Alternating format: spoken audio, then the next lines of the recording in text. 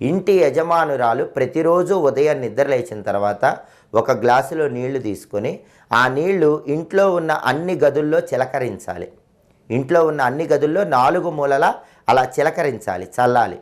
ఆ తర్వాత గ్లాసులో మిగిలిన నీళ్లు ఇంటి గుమ్మం ముందు భాగంలో, ముఖద్వారం ముందు భాగంలో ధారలాగా ఇలా పోయాలి. అప్పుడు లక్ష్మీదేవి ఆనందంతో ఇంట్లోకి ప్రవేశిస్తుంది.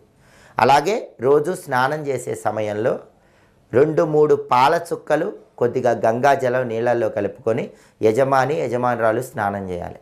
ఆ ఇంట్లో స్థిరలక్ష్మి అనుగ్రహం ఉంటుంది.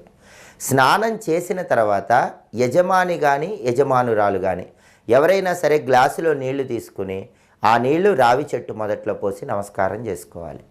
రావి చెట్టు మీ ఇంటి బయట దగ్గరలో ఉన్న రావి చెట్టు అయినా పర్వాలేదు, లేదా దేవాలయంలో ఉన్న రావి చెట్టు అయినా పర్వాలేదు, ఏదైనా సరే రావి చెట్టుకి ఒక గ్లాసు నీళ్లు పోయాలి.